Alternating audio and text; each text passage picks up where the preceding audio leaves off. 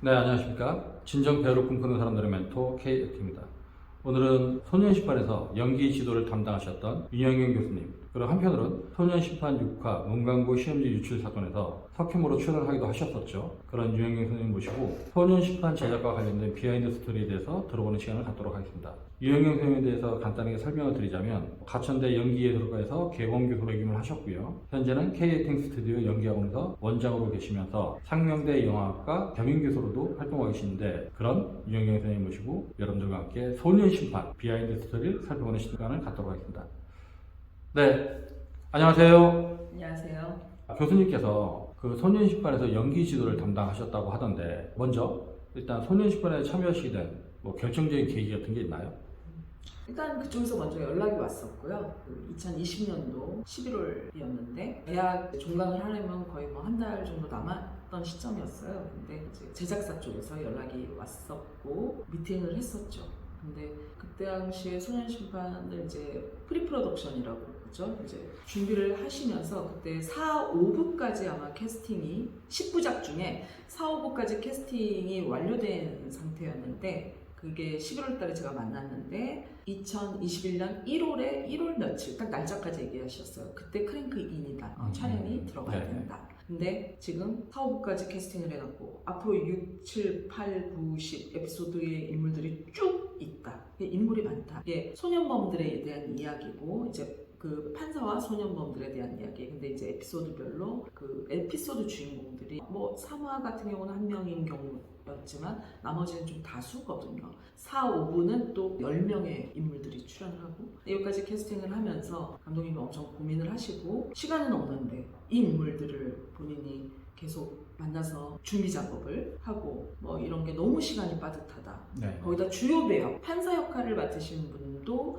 김혜수 선배님, 김무열 배우님, 이성민 선배님, 그리고 여기 사후부의 주요 인물인 염혜란 배우님, 그리고 후반에 등장하는 이정은 선배님, 이분들의 캐릭터에 대한 고민도 함께 이제 배우들하고 소통할 시간도 부족하다 이렇게 판단을 하시고 주변에 좀 잘 지도를 해주실 선생님이 계시나 하고 많이 찾아보셨던 걸로 알고 있어요. 그러던 중에 그 리스트에 제가 있었고 저한테 이제 연락이 왔었는데 전화를 받았을 때는 이런 소년범 이야기인 거는 몰랐었어요. 네. 그리고 그냥 이런 감독님이 계시는데 홍종찬 감독님이라고 작품이 뭐뭐뭐뭐 하시는 감독님이신데요. 이랬는데 사실 제가 그분의 팬이었던 거죠. 직접 개인적으로 본 적은 없지만 얼굴도 몰랐지만 그 작품들, 특히 디어 마이 프렌즈 같은 경우는 제가 쭉 그 2번이나 연속적으로 계속 봤던 작품이고 되게 감동받고 그 감독님이 궁금했었고 개인적인 어떤 팬심이 있어서 쏠기 만나보고 싶은데 이런 마음으로 갔었죠. 가서 이제 미팅을 하는데 내용이 전화로 단순하게 이런 어떤 드라마니까 그 중에 신인 한두 명이겠지. 큰 드라마에서도 경험이 많이 없는 배우들이 한두 명 정도는 출연을 하잖아요. 그 정도이겠지라고 생각을 했는데 가서 막상 얘기를 들어보니까 어마무시했었죠. 네. 인물들이 제가 수업을 해야 되는, 가르쳐야 되는 인물들이 많아서 하고 싶지만 망설여졌어요. 네. 하면 또 잘해야 되는 거고. 네. 사실 찍혀서 방영이 된다는 거는 특히 넷플릭스는 계속 지금도 우리가 언제든지 볼 수 있잖아요. 그렇죠. 네, 이렇게 사라지는 게 아니기 때문에 하면은 또 제가 개인적으로도 모든 일을 내가 한다 했으면 무조건 잘해야 되는 그런 욕심이 있기 때문에 부담스러웠어요. 그래서 너무 하고 싶지만 일단 고민을 해보고. 근데 그 대화의 내용이 이제 만났을 때 감독님도 제가 소년원 프로그램 하는 걸 아셨고 저도 이런 이야기라는 것도 알았고 제가. 교집합이 딱 생겼네요. 네. 그러면서 그날 만나는 시간 짧게 만난 게 아니라 길게 바로 감독님이 막 본인의 어떤 연출 컨셉 이런 것들을 얘기해 주시고, 근데 감독님 자체가 좀 제 스타일이긴 했었어요. 네. 색감으로 표현을 하신다든지 이런 거 되게 독특하면서 소통한다 라는 느낌. 왜냐면 저도 사실 영화과를 간 게 영화 미술을 하고 싶어서 원래 연기로 가는 게 아니라 그 연출 파트로 들어가는 케이스이기 때문에 그런 것들이 어떤 언어, 대화법이 되게 통한다. 네, 그런 맞아요. 그 느낌들. 네. 회색 톤의 블루 이렇게 얘기하는데 제가 다 알아들을 수 있는 느낌. 그러니까 소년심판에 보면은 법정이나 어떤 조명들, 색감을 쓰는 걸 굉장히 영상이 잘 썼더라고요. 네네. 그런 것들을 말씀하시는데 되게 매력적이다. 예술가다. 예술가다. 근데 어쨌든 그러면 네. 소년심판에 참여하기로 결정하신, 이거 어쨌든 굉장히 고민이 많으셨을 텐데 결정하신 이유가 있을 거 아니에요? 뭐 결정적인 이유랄까 이런 거. 제가 이제 좀 고민을 일단은 제가 여기서 답을 못 내리는 이유는 지금 사후화까지 13명의 인물이 이제 주요 인물이 캐스팅됐다고 했을 때, 왜냐면 감독님이 다 신예 발굴을 하셨단 말이에요. 네. 신인들. 네. 그렇기 때문에 뭐 감독님이 이름도 말 안 했고, 왜냐면 당연히 제가 모르는 배우이기 그쵸. 때문에, 그렇기 때문에 제가 정보가 없잖아요. 그 연기자들한테 연기 정보가 없기 때문에, 그래서 두려웠던 거고, 감독님이 정말 알려지지 않은 배우들, 알려지지 않고 정말 오디션도 처음인 친구들, 정말 다 이렇게 조금이라도 노출된 친구들 좀 다 제하시고, 네네, 완전 리얼리티를 위해서 리얼리티. 연기한다는 느낌을 주고 싶지 않다. 네네. 하지만 사실 얼굴만 우리가 낯설다고 해서, 그런 배우들이 출연한다고 해서 다 저 사람이 연기하는 게 아니구나 라고 느끼지는 않잖아요. 그렇죠. 그 말은 뭐 경험은 없지만 연기를 잘해야 된다는 연기를 판단을 네. 하신 거죠. 정말 날 것 같은 연기, 연기하지 않은 연기, 네. 이거를 뭐 이제 감독님도 그걸 원하신 거죠. 네. 원하시는데 이게 시간상 함께 해줄 누군가가 필요하다. 뭐 이런 판단을 하셨던 거고, 근데 이제 그 부분이 저한테는 부담감이 또 있었던 거지만, 그렇죠. 제가 결정적으로 제가 사실 해야겠다라고 마음 먹은 거는, 제가 이 말씀을 직접적으로 한 적이 없지만 사실 그 순간 저도 해야겠다라고는 생각을 했어요.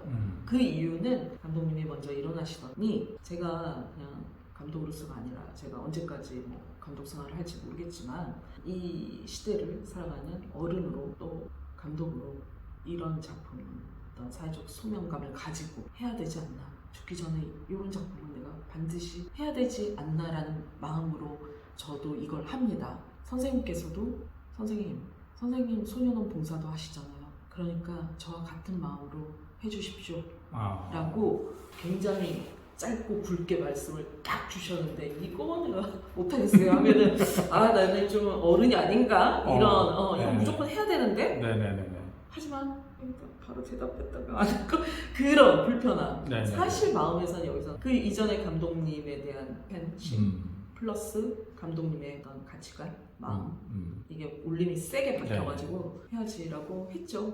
또 그런 거잖아요. 이런 작품들을 잘하면 정말로 의미겠는데, 이런 의미 있는 소재를 갖고 못하게 되면 맞아. 사실은 진짜 안 뭐 나오면 평생의 대역 죄인이 되는 듯한 맞아요. 그런 느낌이 맞아요. 드는 너무 있죠. 강렬한 어떤 이야기인데 이게 작품으로 퀄리티가 나오지 않아 버리면, 네. 그냥 이런 어떤 자극적인 주제만 가지고 했나? 뭐 네. 이렇게 속에 알맹이 없는. 네. 근데 너무 잘 나오고 너무 좋은 구성원들이 모여서 되게 잘 나왔지. 넷플릭스 드라마 소년심판이 어쨌든 2022년 2월, 3월에 1위를 몇 주간 찍었었죠. 네네네. 그거를 보셨을 때 기분은 어떠셨어요? 너무 좋았죠. 네, 되게 잘 될 거라고 생각은 했지만 네. 이게 보면서 중간중간에 약간 가편집본도 살짝 보면서 잘 나온다 정말.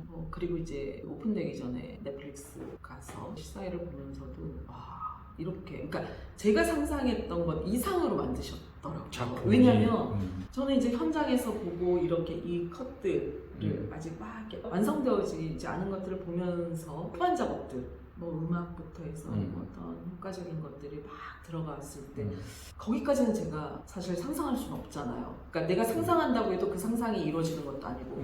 근데 제 상상 이상으로 예고편 영상, 앞에 프롤로그 영상 이런 것도 보고, 사실 뭐 이거를 정말 잘못 만들면 그냥 교육용 영상으로 나와버릴 수도 있잖아요. 근데 이렇게 울림 있게 그걸 이렇게 세련되게 만드시는구나. 네, 그러면서도 묵직하게, 네, 가볍지 굉장히 않게. 울림 있게 세련되게. 저 개인적으로는 소년심판이라는 드라마를 되게 의미 있고 그리고 완성도 있게 봤는데, 그 작품에 참여하시면서 연기 선생님만이 느낄 수 있는 뭐 즐거웠던 점, 아니면 의미 있었던 점, 뭐 그런 게 있을까요? 즐거웠던 점. 즐거웠던 점이 없었나요? 즐거웠다. 가끔 이 수업이라는 게, 연기 수업이라는 게 매번 즐거울 수는 없잖아요. 가끔 어떤 의외의 상황에서 웃음이 빵빵 터지기도 하지만, 재미난 부분이 있기도 하지만, 전반적으로 수업이 막 즐거웠다라기보다 제 나름대로 굉장히 최선을 다하고, 뭐 자료조사부터 해서 제가 1월 1일에도 뭐 신뢰를 무릅쓰고 막 인천까지 가서 범죄 심리학을 대학에서 가르치시는 교수님도 만나서 인터뷰도 막 따고 너무너무 바쁘고 좀 치열하게 수업을 진행했었습니다. 그래서 이게 시간이 지나고 나니 참 즐거웠다. 그 시간이 참 좋았다. 나한테도 많은 공부가 되었다라고 느껴지는 것이지 그때 그 시간이 막 즐겁거나 사실 뭐 그랬던 기억은 딱히 없습니다.